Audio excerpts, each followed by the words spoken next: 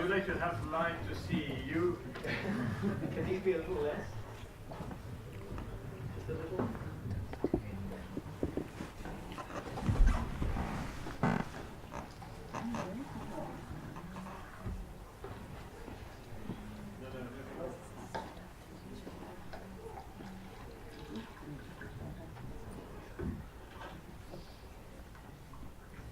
Right. Okay. We have about 30 minutes, so there's a lot one can talk about.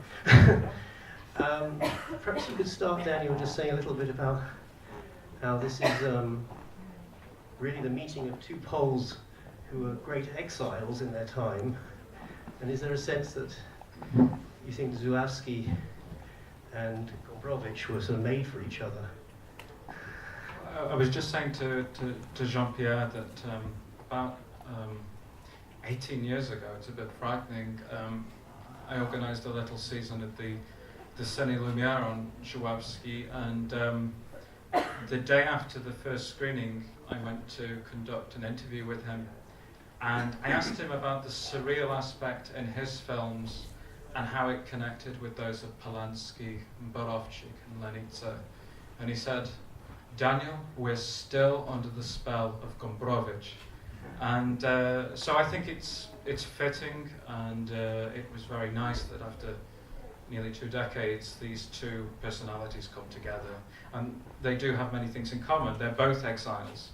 They're both mercilessly examining their personal lives in public spaces, and they both have a very complex relationship with Poland, particularly Polish nationalism, which, to use that horrible word, makes their work contemporary. Jean-Pierre, could you perhaps say a little bit about the significance of this particular novel by Gombrowicz, which was his last novel? I think originally it's meant to take place in 1939, although it was written in the 60s, and obviously here we have it updated to the present. How do you see the correspondences between the novel and the film? I don't know if you all know Gombrowicz's work in the Assistants. So, A show of hands of who here has read Gombrowicz? yeah, who has read Gombrowicz? Yeah. Is that because you're Polish? You have read. Right. Because there's only been a good English translation in the last 10 years. So. You have read Cosmos, or you have read Gombrowicz in general, or Ferdinand? No, Ferdinand, yes. Probably most of Polish people, or most of people interested in Gombrowicz have read Ferdinand. Cosmos is the 5th novel of Gombrowicz and the last. And I have the impression Cosmos is, in a way, as this film by Zulawski, the end of the work of Gombrowicz.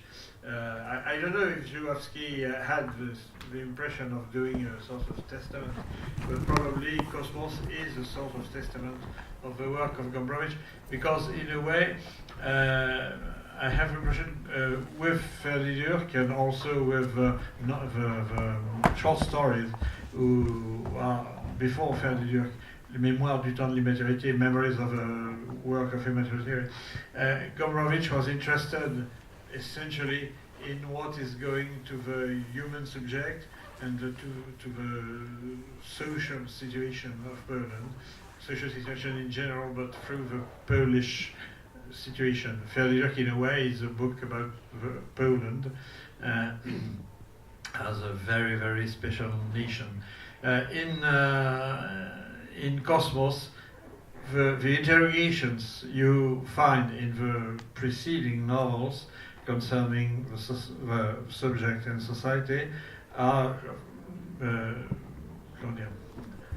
extended to the whole reality. Yes. Cosmos is a book concerning, in a way, the reality of reality. It's not only the reality of what is going on between between everybody and himself, or between everybody and society. So it's a very strange book. In another way, I have the impression, I've written this one time, but I think it's a good idea, that Gombrowicz in all his work is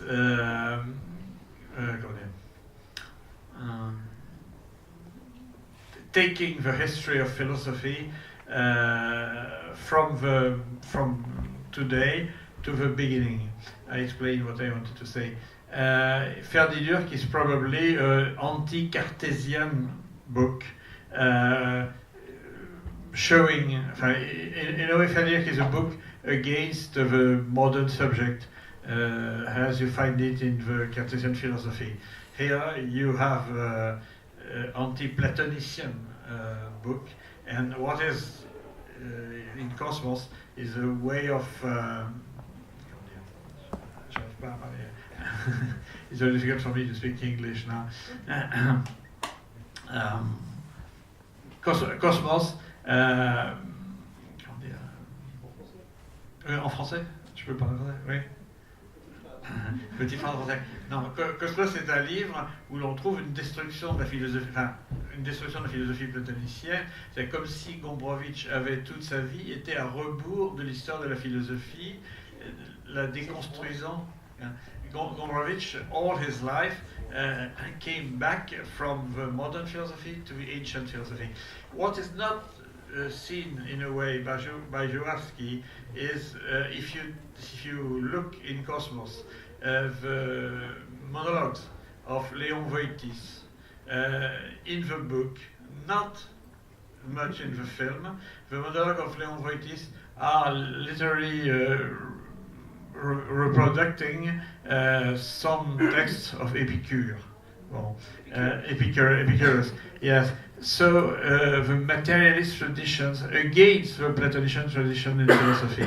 And strangely for me, Zulawski has not seen this aspect of the book. And well, we may speak of it after. But Zulawski replaced some references which are in the books by other references. There is a change between the two. But fondamentalement, Zulawski respected what is the problem of Gombrowicz concerning reality of reality, concerning the not detective novel, but this part of detective novel called roman d'énigme in French, detective novel, English detective novel, Sherlock Holmes and Agatha Christie, not detective novels like black novel. Zulawski respects this idea of Gombrowicz. The detective novel is the best way to do a sort of enquête about reality. No. But Zulawski cut the Epicurean, Democritean, materialist tradition, which is very, very present in the novel. In the novel, you can find texts by Epicure completely rewrite by Gombrowicz. Essentially, the text of Epicure called The Letter to Ménécée, you can find it in the novel completely. You may have spotted at the end that the subtitles were by Daniel. I think he did a heroic job.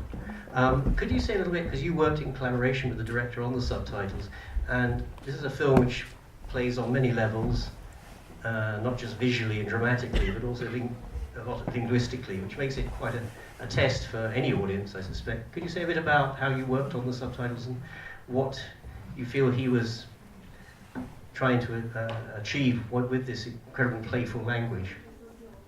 It was a bit like being dragged back to school and having to confront French, which I've not done for 20 odd years, with the schoolmaster, which basically was the plot of Faire des Durk. So it was a strange experience there. I think pragmatically the reason was Andrzej was faced with the prospect of turning over the dialogue to a professional translator, and he would not have control. Therefore, it would be in his interest if he could take someone impressionable and to exert some control over this person, namely me. So I think that, in a strange way, actually figures very much in. I was joking to him the fact that Andrzej lived in a house about just outside of Warsaw in the suburbs, and I used to take the train from Powiśle about 30 minutes to Wesołe, and then, on his instruction, take a shortcut through the forest to his house. And I said, this is bizarre, because basically the beginning of the film is mimicking exactly the experience I had coming here. So it was, and I think he was aware of this, and he manipulated it to his advantage, but he was interested in young people as a means of moulding them and manipulating them to his end. It was about power and construction, which is a game I willingly played along with. It was a great deal of fun and stress, and so that was the experience. Can you say a little bit about the actual language, though? Well, he very much, for example, he was very adamant the fact that you could not translate Gombrowicz in any normal way. Therefore, you had to kind of break the language. You had to add all these Latin ends, which you see with what Leon is saying. There were all sorts of linguistic games. In his French version, it's important to know that at the beginning of the process, I came with a French, a Polish, and an English translation. And he just throw them out, And he didn't use the French translation for his version.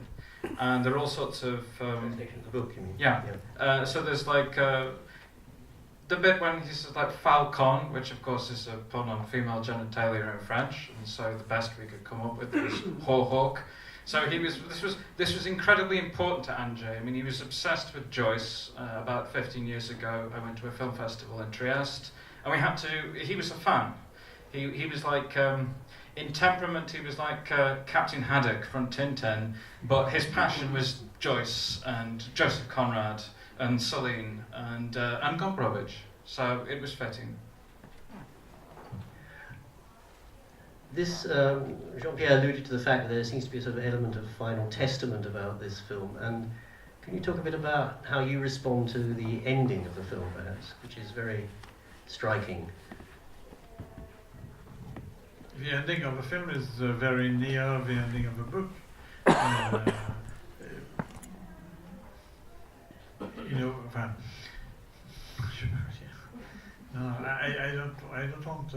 I don't see what you want from me now. Just your reaction. What do you feel about it? Yes. Because in essence, this is quite a faithful adaptation. You're suggesting, yes? I think it's not. It's a good thing. It's not an adaptation, but the problem, the complexity of the problem was.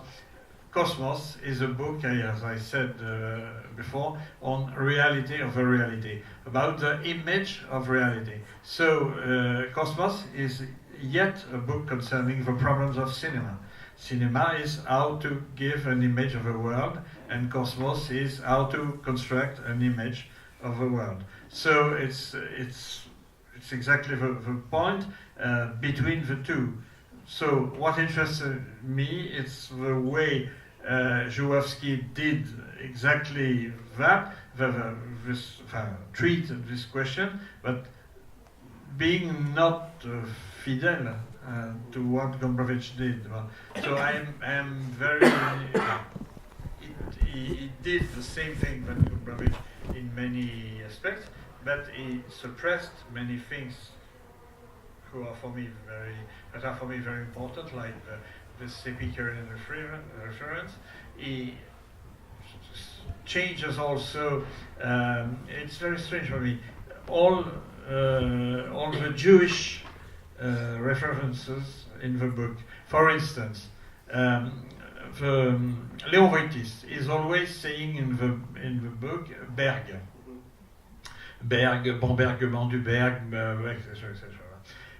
Berg is probably a Jewish reference for Gombrowicz, and we can see in all his books many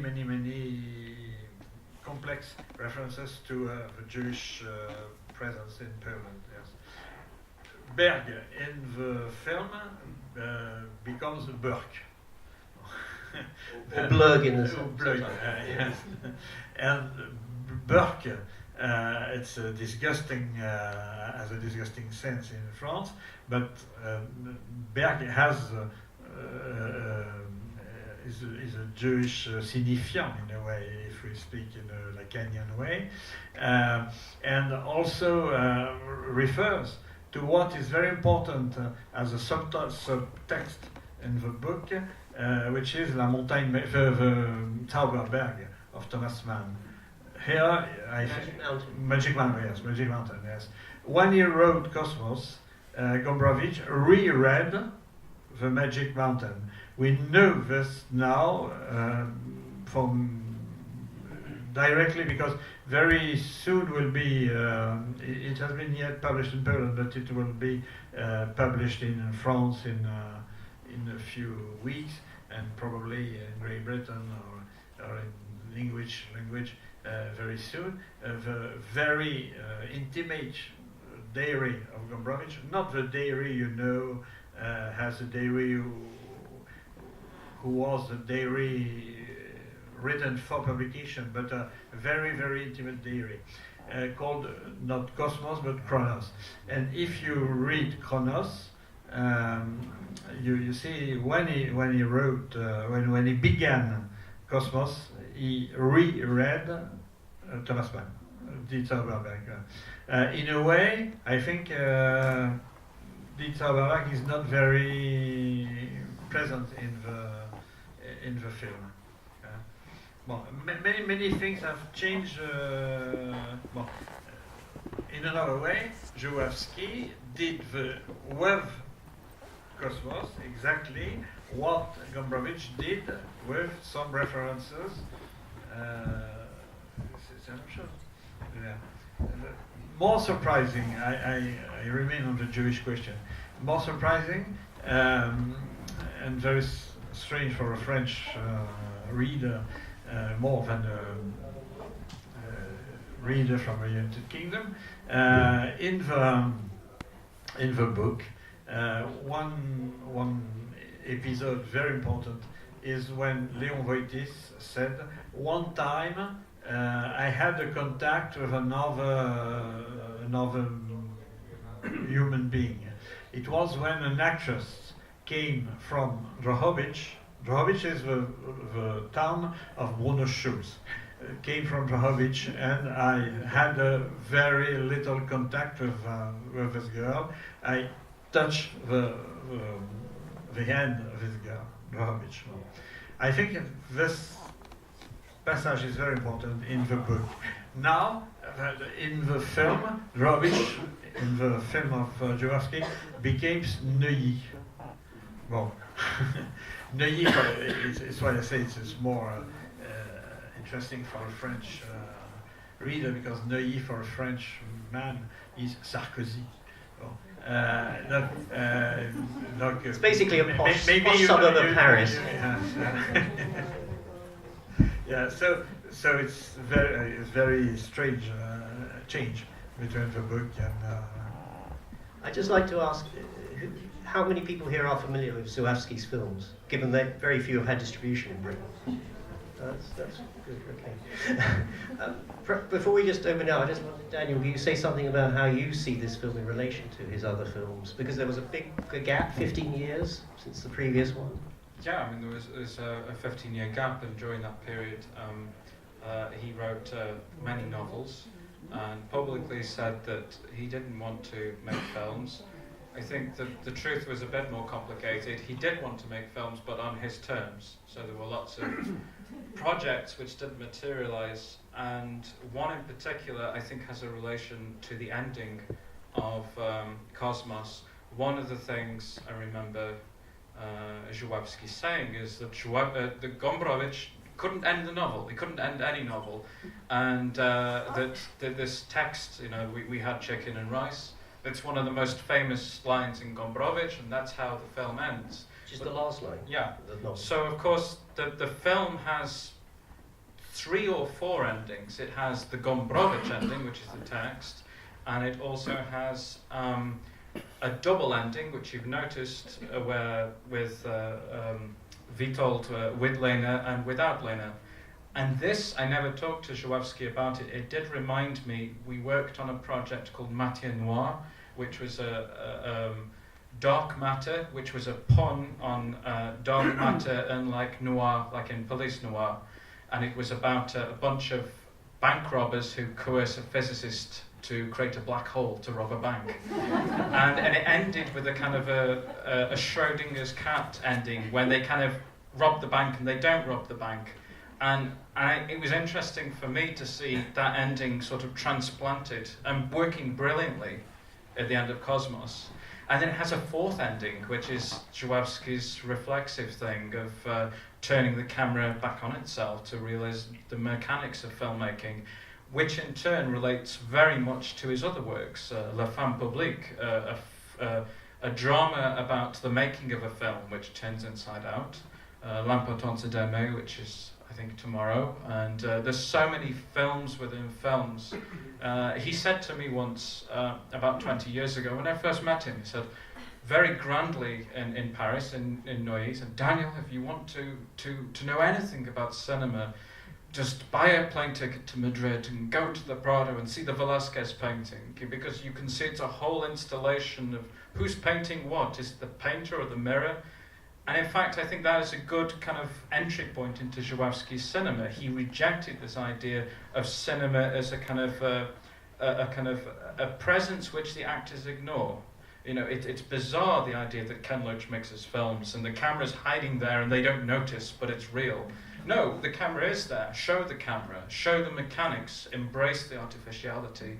So I think this film in particular is in many ways the culmination of all of his films, because he was primarily preoccupied with the creation of films, theatre, in this case literature, and also in a broad sense, meaning. He didn't intend it to be a testament. At the same time, I think one of the things which was the product of being born in the Second World War, in a very kind of violent surrounding, he made every film like it was his last. So every film had to be stuffed to the brim with every idea, cinematically, visually, verbally, musically. And so, yes, it is a testament. At the same time, it's no more of a testament than Shamanka or Possession or L'amour braque or Diabel. Just one word concerning this problem. If you take all the books of Gombrowicz, you have also the impression, if Gombrowicz died before his real death, all Gombrowicz is in all his texts. You have always the impression, if Gombrowicz, for instance, died after the memoirs of Immaturity Time, all Gombrowicz is yet here, etc., etc. And I think the cinema of Zulawski is exactly the same. And I was surprised Zulawski put away some things from the book, like the materialist reference or the Jewish reference. But he, at the contrary, he put in his film many references, maybe people see less than others, to all the books of Gombrowicz. The beginning of the film, concerning the forest, is not only the forest who you have to cross to go to Zulawski's place, but it's also the beginning of Ferdi-Durk, for instance. And the beginning of Ferdi-Durk is also, Gombrowicz refers to J'étais au milieu, I was in the middle of El Camino de la Vita, in the forest, in the Dante. So you have, the beginning of the film is Gombrowicz, Dante, and Gombrowicz, and Zulawski, and the hero of the film, Witold, here, is writing a book called The Haunted. It's the book of Gombrowicz, who Gombrowicz never recognized has a book from him, only known after his death, called Les Envoûtés. In the film, it's The Haunted, and folks say Les Nantais, and Victor says no, pas Les Nantais, it's The Haunted, for instance. Yes. Fuchs is always reading La Nausée de Sartre, and there is also a joke of Zulawski concerning what is the link, very, very complex, between Gombrowicz and Sartre. At this exception, c'est très ambivalent. Enfin, moi, je pourrais m'expliquer beaucoup mieux en français, mais bon. I just add a footnote to that, because I think you have to understand that when we talked about Zulawski in exile, most of that exile was in France, and I think there's a lot of, obviously he's layered in a lot of references to French culture, and some of them very dismissive, possibly as well. I mean, he's very had a very ambiguous, ambivalent, I should say, attitude towards France, I think, in general. Concerning Sartre, it's very ambiguous because Gombrowicz, not Zulawski, Gombrowicz has a very interesting link to Sartre. Gombrowicz loved La Nausée. He read La Nausée just after the war, and after he wasn't interested by Les Chemins de la Liberté, etc., but he was really, really much interested in Sartre as a literary personage. If you take the diaries of Gombrowicz, you can follow Gombrowicz in a way falling in love with Sartre as a personage, falling in love with Sartre, the role of Sartre in the world literature, in a way. And when he arrived in France, after Berlin, after the Argentine and after Berlin, Gombrowicz, every evening, he was in a brief moment living near Sartre, because Sartre was living 42 Rue Bonaparte on the Saint-Germain-des-Prés place. And every evening, like people are going under the windows of the Pope to see is the Pope sleeping or is the Pope not sleeping at that moment. Gombrowicz went by night to see the windows of Sartre. It's a very surprising story. À l'inverse, at the contrary, Zulawski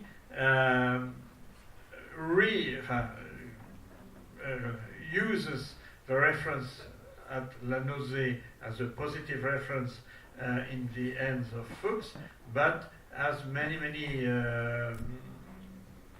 phrases against the public personage of Sartre because of his position of a Polish opponent. À un moment, il dit, enfin je m'excuse de parler français, mais il dit Sartre, ce bigleux qui ne voyait rien. Bon, cette phrase is completely non-Gombrowiczian, of course. Gombrowicz never could have seen... Comment on Sartre's appearance. Yes, but his appearance, but also the role of Sartre concerning what was going on in the east of Europe. Mais Gombrowicz n'a jamais voulu à Sartre de ses positions très complexes par rapport au communisme. Okay, we should open it up a little. I think I'm sure the people with questions. I hope. Just put up your hand. Just wait for the microphone. The first book I've seen by this artist, very interesting. How I felt at the end was that the drama, as performed, was trivial, but the music was profound. I wonder if anyone else has a similar reaction. Daniel, you want to comment about the music and the drama? All I can say is that the music was by Andrzej Zulawski, who was Zulawski's regular composer. He made most of the scores to his music. He was also Kozinski and Zulawski were at school together, so they were friends since they were kids. And I think one of the interesting things which Zulawski was interested in was he was very much against the idea of music as a means of underlining the emotions you should be feeling as a viewer, and he in fact felt the opposite, that you should use the soundtrack in counterpoint to the image, and you should not in any way hide the artificiality of music. So I think one of the interesting aspects, like Godard, like we were talking the other night, the way that he introduces and snatches music. In fact, the only real difference between the version I saw at the very, very beginning and the final version was that he'd taken out a lot of the music cues. I asked him, I thought he was right, but I asked him why, and he said, well, to be honest, I loved the music so much, I wanted to put it everywhere, and then when a few people, including the composer incidentally, asked for it to be taken out, that's, you know, and I think it makes it stronger, those cues, as a result. He was very much interested in music. I mean, he made a film about Chopin, he made an opera film, Boris Godunov, and he even directed an opera, which was so scandalous. There's no video of it, and then they commissioned the same opera again the same year to erase all memory of the previous one, Straszny Dwór, you know, the Moniuszko. So, yeah, music was a big part of... he even wrote a film, one of the films he made, he wrote but didn't make, was called Music, and it was 7 short stories set in different cities. And he published it in French as a kind of a small novel, but he did envisage making a film, short films across Europe. So music was very important to him. If I remember well, in the film, Léon Wojtis speaks about Schoenberg, La Nuit Transfigurée. Well, the wife is listening to Transfigured Night by Schoenberg in her earphone piece, yes. So. Thank you. Well,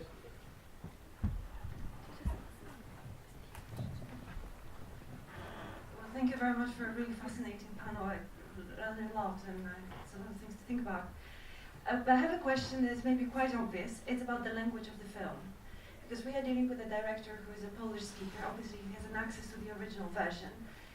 Do you think, it's the question to both of you, that the choice to use French was the pragmatic choice because simply there was money to make a French film on Cosmos, or was there actually something more going on, and you know, it's an artistic choice as well on the part of Zulawski? And the related question is about the setting of the film, which is, as far as I can tell, Portugal. Yes, it is. Yes. And it's just very striking, to be honest. The opening of the film, I was just struck, and I keep on thinking about this. So it's a related question of location and the language. Well, I think the Portuguese element comes from the producer, Paulo Branco. I think mainly, but anyway. Just a minute. I think Portugal is probably one of the countries in Europe, and I'd say probably the same thing of Ireland, not Great Britain, but Ireland, which has many things in common with Poland. And I think, of course, Portugal is came from Paulo Branco, and came also from the fact that it's easier, it's less expensive to do a film in Portugal than to do a film in London, for instance.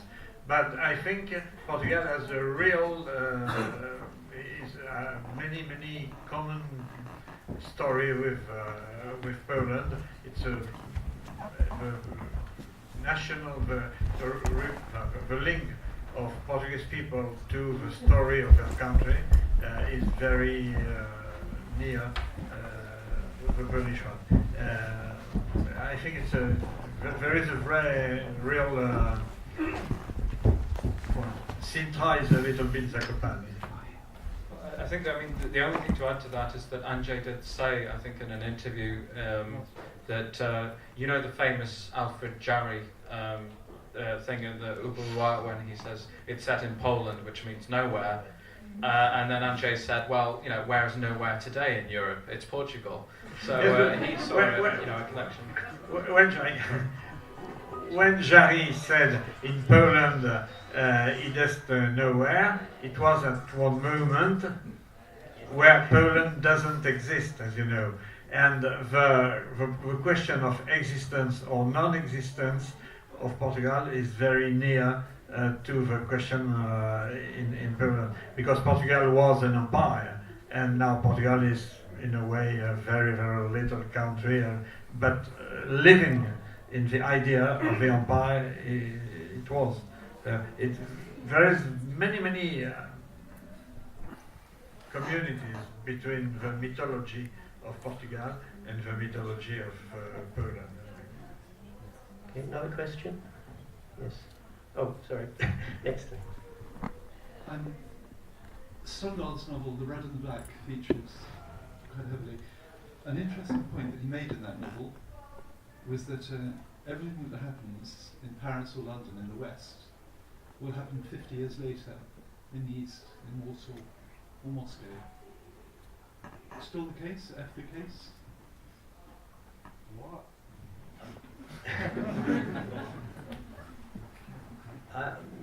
What are you thinking of particularly?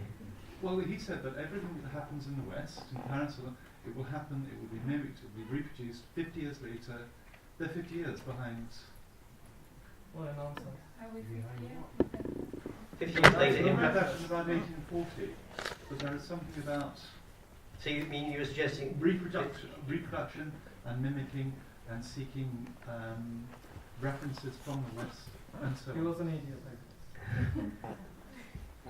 Do you have any comment on that? Well, I guess there are aspects when Polish culture mimics that of the West, but there are also elements when it preempts it, and I think Gombrowicz and Wittgatz are a good example of this. When those novels and writings were published, many people perceived them in the context of existentialism and the theatre of the absurd, but chronologically, as Gombrowicz was very happy to point out, he was first. He was published before Sartre.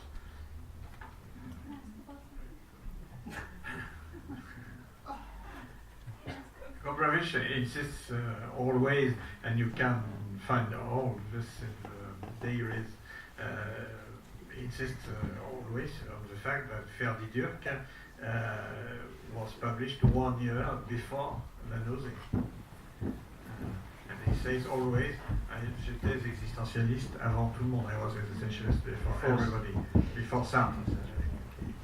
And I think the only thing to really add to that, well, for me, is that in terms of the diaries, very early on in the diaries, Gombrowicz says something very interesting. He said, who cares if Krasiński's Undivine Comedy was supposedly inspired by man? Why should Poles constantly have this inferiority complex and overcompensating it and needing external affirmation, that the fact that they're being recognized abroad?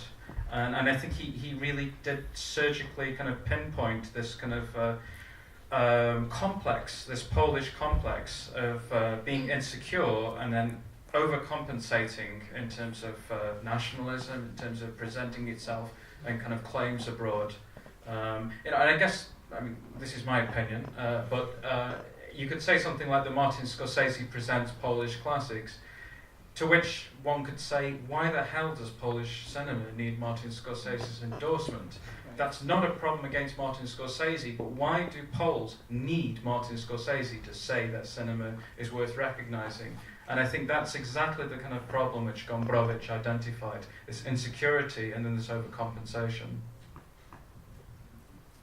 You mentioned Zulawski's output as a writer, something I've been interested in recently. I guess two questions.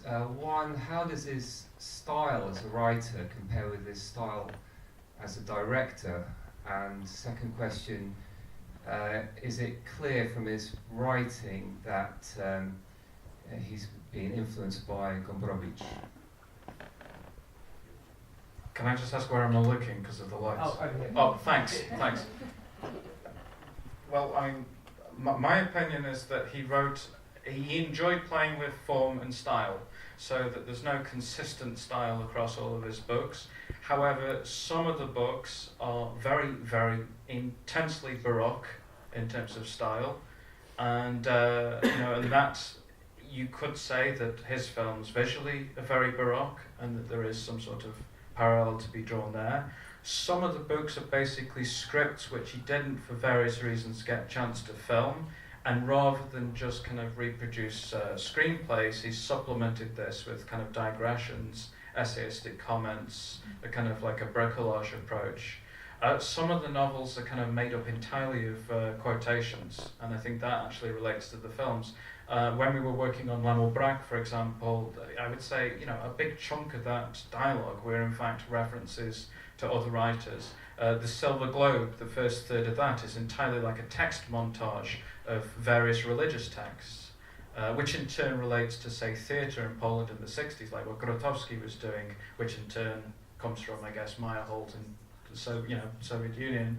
So there are points of convergence, but I think it's all the more reason for Zulawski's novels to kind of appear in translation. I think they are fascinating, and I think this is something ripe for discovery, not just in England, but also France. Are the books of Zulawski translated in England? No. No. Some in French, but not. No, because Zulawski wrote 24 books, okay? Well, in France, only 5 or 6 of these books have been translated, but it's why I put you a question. I think that I've read all these 5 or 6 books in France, in French. I think there is not a formal link with Gombrowicz, but the way Zulawski speaks of Poland in his books is very, very near of the way Gombrowicz speaks of Poland.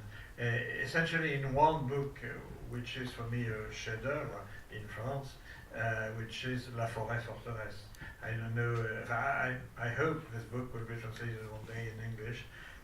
La Forêt Forteresse is a very extraordinary book, which is completely, it's by a flashback and a flash avant, a book which is concerning the cinema world during the anti-Semitic movement in Poland in '68. A very impressive book, completely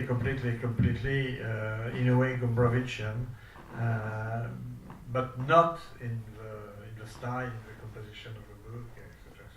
But a very, very great book, and I regret this book in particular, and other books of Zulawski are not well known in France, because in France, but I suppose you have not the same problem in the United Kingdom. In France, Zulawski is essentially considered as le mari de Sophie Marceau.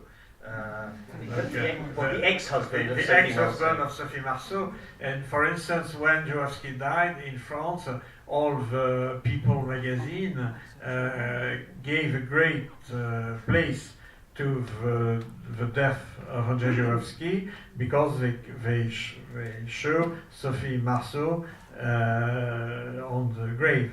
It was the couverture, the cover of Paris Match, etc.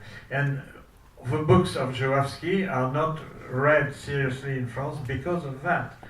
Essentially, there is a book by Zulawski, I think completely extraordinary, which is L'Infidélité.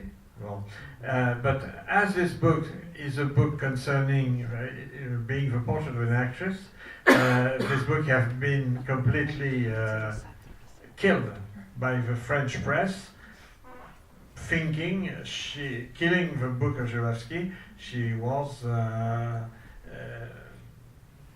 putting Sophie Marceau on the summit of cinema. Well, it's a real problem in France.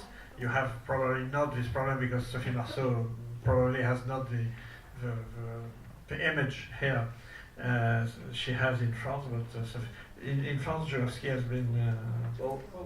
So, just very quickly. Sophie did do the covers for those books, and also the fact that Infidelity, this novel, was written concurrently with the making of La Fidélité. Fidelity, the last film of Zulawski, so he was writing that before and after the shooting of that film, so it is a counterpoint. And that film, of course, did feature Sophie Marceau.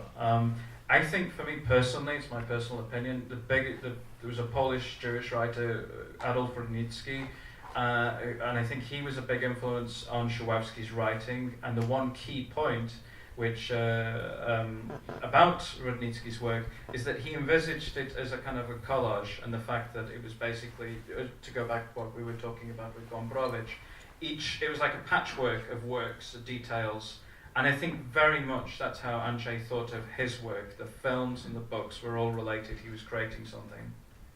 Okay, sorry gentlemen. I was given the signal a while ago I have to end, so unlike the film, we really do have to end. I would just point out that there are other Zulawski films playing in the Kinoteca season, and it's a rare opportunity to see, in particular, The Devil, which Daniel will be introducing on Sunday, which I particularly recommend. So, and if you've never seen Possession, that's a good one to start with, perhaps. Or L'Important c'est d'aimer, which is referenced in the film as the stupid title, is actually probably his easiest film in a sense to come into. I can't, I'm sorry, we have... Sorry? How do you Very quick. How do you recognize Andrzej Zulawski as Polish movie director or as French movie director? You have to answer very quickly. Do you recognize Gombrowicz as French, as a Polish, or as an Argentine writer? Gombrowicz always wrote in Polish in all the countries he lived, but probably he's also, and he said himself, maybe one day I will be the prophet of all the little cultures in all the world. And maybe I think this can in a way can be transferred to Zulawski probably. Good answer. Agree? Okay. Thank you very much indeed. Thank you.